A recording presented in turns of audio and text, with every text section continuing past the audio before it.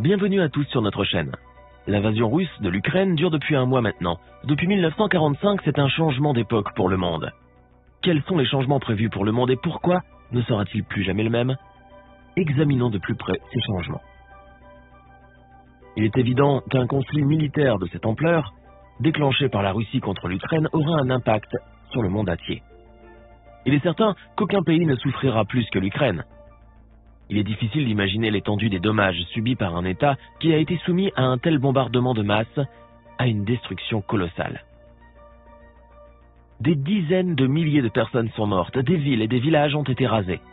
Les infrastructures sociales, de transport, d'ingénierie, d'économique et militaires ont été endommagées, voire détruites dans certaines régions. Les générations futures ressentiront encore les effets de cette guerre. Après l'attaque contre l'Ukraine, l'ensemble du monde civilisé s'est retourné contre la Russie. 141 pays ont condamné l'invasion de l'Ukraine. La communauté mondiale s'est unie et aide à combattre l'agresseur en imposant des sanctions économiques et financières. L'agression de la Russie a été un coup de choc pour les Européens qui pensaient qu'une guerre à grande échelle sur leur continent était impossible en raison des interdépendances économiques, des institutions internationales et d'une pléthore de garanties mutuelles. Les actions de la Russie ont rappelé que la puissance civile que les Européens chérissaient n'était pas suffisante. Alors que la guerre de la Russie contre l'Ukraine ressemble par son ampleur à quelque chose de brutal du XXe siècle, la réaction du monde occidental est celle du XXIe siècle. Instantanément, de manière synchrone, les sanctions économiques sans précédent et l'aide militaire à l'Ukraine ont montré que l'expérience appelée guerre économique fonctionnait. Cela n'a jamais été fait auparavant. Il s'agit d'un siège virtuel avec un résultat réel, l'asservissement financier et la destruction économique. Oui, l'issue est encore incertaine, mais en cas de succès, les guerres de sanctions seront un nouveau moyen non militaire d'atteindre l'objectif. La guerre de la Russie contre l'Ukraine pourrait déclencher une crise humanitaire avec une augmentation de la faim et de la pauvreté. Les conséquences économiques du choc causé par la guerre varieront selon les régions du monde, mais ce sont les économies européennes qui les ressentiront le plus, notamment celles qui sont limitrophes de la Russie ou de l'Ukraine. Les effets se propageront par trois canaux principaux. Tout d'abord, la hausse des prix des produits de base tels que les denrées alimentaires et l'énergie poussera l'inflation encore plus loin, ce qui affectera les revenus et aura un impact négatif sur la demande. Deuxièmement, les pays voisins en particulier seront confrontés à des perturbations du commerce, des achats et des envois de fonds, ainsi qu'à une augmentation historique des flux de réfugiés. Et troisièmement, la baisse de la confiance des entreprises et l'incertitude accrue pour les investisseurs auront un effet négatif sur les prix des actifs, ce qui entraînera un resserrement des conditions financières et une éventuelle accélération des sorties de capitaux des marchés émergents. Sur le commerce, la Russie est le 5e partenaire commercial de l'UE, l'Ukraine, le 18e. Tous deux sont beaucoup plus dépendants de la riche Europe que celle-ci ne l'est d'eux. Or, c'est à la Russie que l'Europe achète 25% de son pétrole et 40% de son gaz. Les Européens sont donc plus sensibles aux perturbations commerciales. L'Europe pourrait être confrontée à sa plus grande crise énergétique. L'UE vend aujourd'hui à la Russie des biens et des services d'une valeur d'environ 100 milliards d'euros par an. Et les marchandises représentent la part du lion des exportations, moins 80%. Sur le pétrole et le gaz, la réduction des livraisons de gaz de la Russie à l'Europe en raison de contre-sanctions ou de gazoducs endommagés se transformera en crise, mais en raison du caractère saisonnier de la demande de gaz naturel, elle ne sera pas aiguë. L'UE survivra jusqu'à la fin de la saison de chauffage grâce au gaz américain. Mais un conflit prolongé sera plus difficile à supporter, car il ne sera pas possible de remplacer totalement les approvisionnements de Gazprom dans les années à venir. Avec le pétrole, la situation est pire. Si la Russie, le plus grand fournisseur de pétrole sur le marché mondial, restreint l'offre, volontairement ou involontairement, il sera très coûteux de la remplacer. La pénurie de pétrole menace également de faire grimper en flèche les prix de tout le reste, et l'inflation dans l'UE atteint déjà des records sur plusieurs années. C'est pourquoi les pays qui dépendent des importations d'énergie russe, comme l'Italie, veulent mettre l'industrie pétrolière et gazière hors d'état de nuire. Concernant les voyages en avion, les transporteurs de passagers et de marchandises ont à peine survécu à la pandémie et voici un nouveau coup dur.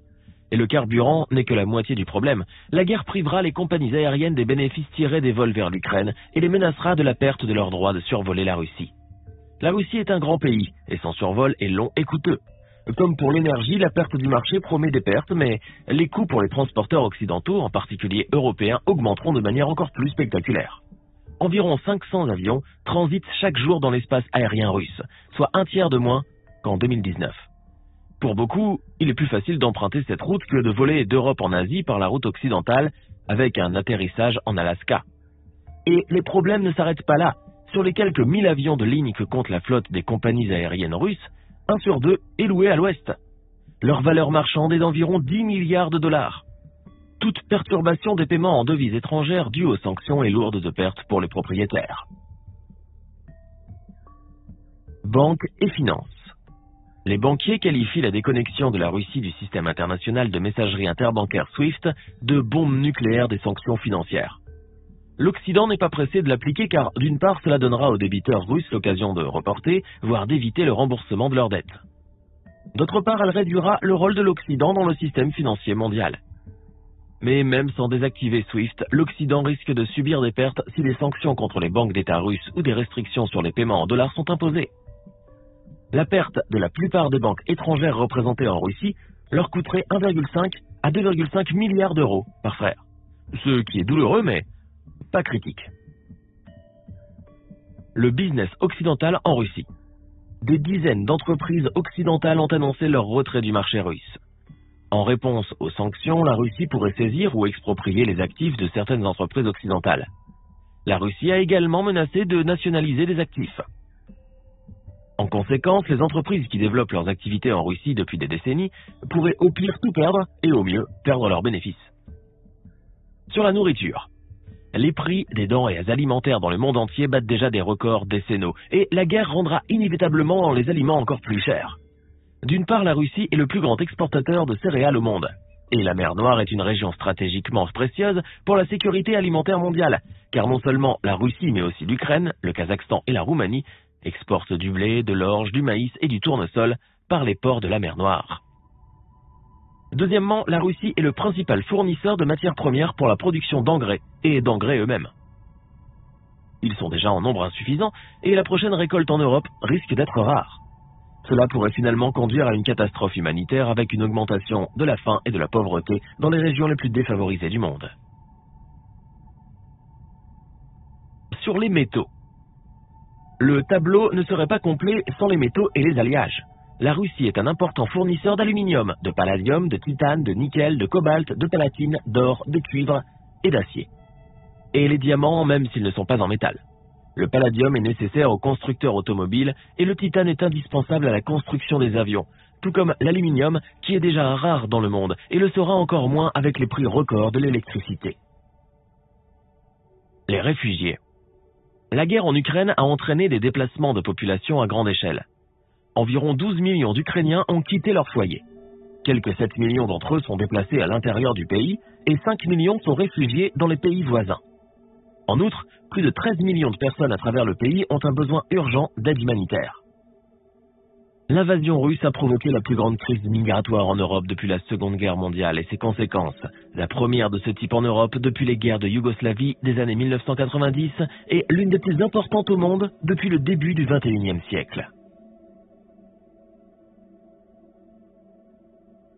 À plus long terme, la guerre pourrait modifier fondamentalement l'ordre économique et géopolitique mondial si le commerce de l'énergie est modifié, si les chaînes d'approvisionnement sont réorganisées, si les systèmes de paiement sont fragmentés et si les pays reconsidèrent la structure de leurs réserves monétaires.